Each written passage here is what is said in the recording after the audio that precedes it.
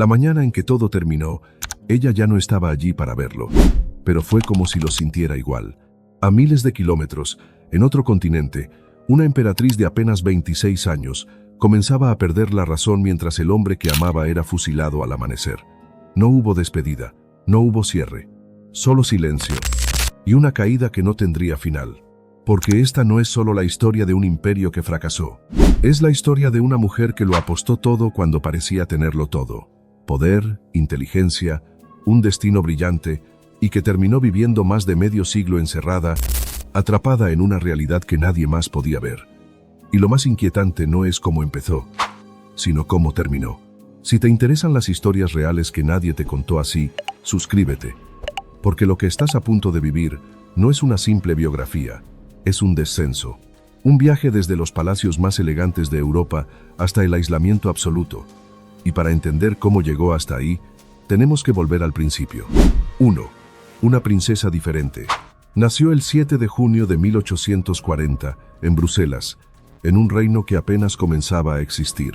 Bélgica llevaba poco más de una década como nación independiente, y su padre, el rey Leopoldo I, no solo gobernaba, calculaba cada paso como si el futuro del país dependiera de ello. En ese entorno creció Carlota, rodeada de poder, pero también de exigencia. Desde pequeña entendió que su vida no le pertenecía del todo. Su educación fue excepcional incluso para una princesa. Hablaba varios idiomas con fluidez antes de llegar a la adultez. Leía filosofía, historia y política con una intensidad poco común, y desarrolló una mente analítica que sorprendía a quienes la rodeaban. Pero lo que realmente la diferenciaba no era solo su inteligencia, era su ambición silenciosa. Carlota no quería ser una figura decorativa, quería influir, quería decidir. Sin embargo, a los 10 años, la muerte de su madre cambió algo profundo en ella. No fue solo una pérdida emocional, fue una fractura. Quedó bajo la tutela de un padre distante, más enfocado en el deber que en el afecto. Y esa ausencia dejó una marca que la acompañaría siempre. Una necesidad constante de amor, de validación, de sentir que realmente importaba. Pero lo que nadie imaginaba en ese momento es que esa combinación de inteligencia, ambición y necesidad emocional terminaría empujándola hacia decisiones que cambiarían su destino para siempre. Porque en un mundo donde las mujeres no debían destacar demasiado, Carlota estaba destinada a hacerlo. 2. El amor y la grieta. Tenía apenas 16 años cuando conoció al hombre que definiría su vida. Él era Maximiliano de Habsburgo, archiduque de Austria, hermano del emperador, y todo en él parecía sacado de una pintura. Culto, elegante, idealista. Pero había algo más, algo que lo hacía distinto. No encajaba del todo en la rigidez de su familia. Soñaba más de lo que gobernaba. La conexión fue inmediata. Carlota encontró en él no solo un esposo, sino una posibilidad, un compañero con quien construir algo grande. Se casaron en 1857, en una ceremonia que capturó la atención de toda Europa. Ella tenía 17 años, él 25, y todo parecía encajar, al menos en apariencia. Se instalaron en el castillo de Miramar, frente al mar Adriático, un lugar que parecía diseñado para una vida perfecta. Allí, Carlota organizó salones culturales, escribió, pensó, soñó. Era admirada, respetada, incluso envidiada. Pero con el tiempo empezó a notar algo inquietante. Su matrimonio no era lo que había imaginado. Maximiliano era distante, encantador en público, pero emocionalmente inaccesible. Y aunque compartían proyectos, no compartían profundidad. No tuvieron hijos, lo que en ese contexto no era solo una ausencia, era una presión constante. Y entonces, cuando esa vida empezaba a mostrar grietas, llegó una propuesta que lo cambiaría todo. 3. La corona imposible. En 1863, una delegación mexicana llegó a Europa con una oferta imposible de ignorar: la Corona de México. Un país dividido, inestable, intervenido por Francia. Necesitaba un emperador, y Maximiliano parecía perfecto, joven, europeo, sin trono propio, pero lo que le ofrecían no era estabilidad, era una ilusión. Carlota no dudó. Mientras él vacilaba, ella vio la oportunidad de su vida. No quería ser una princesa más en Europa, quería gobernar, quería dejar huella, y eso lo cambiaría todo. Porque esa decisión no fue impulsiva, Fue consciente. Eligió cruzar el océano sabiendo que no habría vuelta atrás. Llegaron a México en 1864, pero la realidad no coincidía con las promesas. No había multitudes esperándolos, no había unidad, había tensión, rechazo, guerra. El imperio que les habían descrito como sólido era frágil desde el primer día. Y aún así, Carlota se volcó completamente. Aprendió español, recorrió hospitales, se involucró en decisiones políticas, gobernó cuando Maximiliano se ausentaba. No era una figura decorativa. Era, en muchos momentos, la verdadera cabeza del imperio.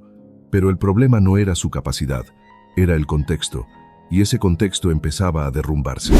4. Cuando todo se rompe. Cuando Francia anunció que retiraría sus tropas, el imperio quedó expuesto.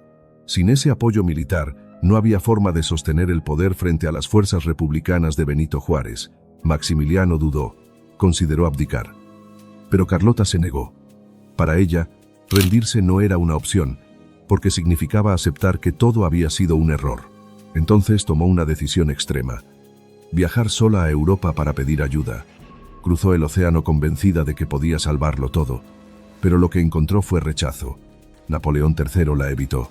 Las puertas se cerraron una tras otra, y en ese proceso, algo empezó a romperse dentro de ella. En Roma, durante su encuentro con el Papa, su comportamiento cambió de forma alarmante. Comenzó a sospechar que querían envenenarla. Se negó a comer. No confiaba en nadie. Lo que estaba ocurriendo no era solo estrés, era un colapso mental profundo, y lo peor aún no había llegado. Porque mientras su mente se desmoronaba en Europa, en México, Maximiliano había quedado solo, y la decisión que él tomaría sellaría el destino de ambos. 5. El largo olvido. Cuando confirmaron la muerte de Maximiliano, Carlota ya no reaccionó como alguien que recibe una noticia, sino como alguien que ya no podía procesarla. Tenía apenas 26 años, pero su mente había sido empujada más allá de su límite. No hubo llanto claro, no hubo duelo ordenado. Lo que apareció fue otra cosa, algo más confuso, más inquietante, como si su realidad empezara a fragmentarse. Al principio fueron sospechas, miradas largas, silencios incómodos. Carlota estaba convencida de que querían envenenarla. Se negaba a comer cualquier alimento que no hubiera visto preparar. Probaba el agua con desconfianza. Observaba a quienes la rodeaban como si en cualquier momento fueran a traicionarla. Y eso no era una exageración, era miedo real. Para ella, el peligro era constante, invisible, pero absolutamente cierto. Con el tiempo, la paranoia se volvió más profunda. Tenía momentos de claridad en los que hablaba de México, de su imperio, de decisiones políticas, como si aún estuviera gobernando. Y de pronto, sin transición, se perdía. Hablaba sola, se encerraba durante horas. Repetía ideas, nombres, escenas. Su mente parecía atrapada entre dos mundos, uno que ya no existía y otro que nadie más podía ver. Pero lo más perturbador no era solo su comportamiento, era la duración. Porque Carlota no vivió así unos meses, ni unos años. Vivió así durante más de 6 décadas. Más de la mitad de su vida encerrada en castillos, protegida, pero también aislada. Mientras Europa cambiaba, mientras estallaban guerras, mientras caían imperios, ella seguía allí, caminando por los mismos jardines, habitando recuerdos que se deformaban con el tiempo. Hay relatos de quienes la cuidaron que hablan de escenas difíciles de olvidar. Dicen que en ocasiones creía seguir siendo emperatriz, que hablaba de México en presente, que confundía a las personas, que su mundo interior era tan fuerte que el exterior dejó de importar. Y eso abre una pregunta incómoda. ¿Estaba atrapada en su locura o era la única forma que encontró su mente para sobrevivir a lo que había perdido? Murió en 1926, con 86 años. Había vivido casi 60 años después de perderlo todo. Y eso es lo que hace su historia tan difícil de asimilar, porque a veces el final más duro no es la muerte, es seguir viviendo cuando todo lo que daba sentido a tu vida ya no existe. Porque al final, la pregunta no es solo qué le ocurrió a Carlota, sino qué representa. Una mujer brillante en una época que no sabía qué hacer con alguien como ella. Alguien que quiso demasiado, que creyó demasiado, y que pagó un precio que nadie debería pagar. Parecía tenerlo todo, terminó perdiéndolo todo. Y en ese contraste brutal está la verdadera razón por la que su historia sigue fascinando más de un siglo después. ¿Tú qué crees? ¿Carlota fue víctima de las circunstancias o responsable de sus propias decisiones?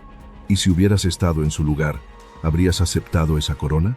Suscríbete para más historias como esta, porque algunas vidas no solo se cuentan, se sienten,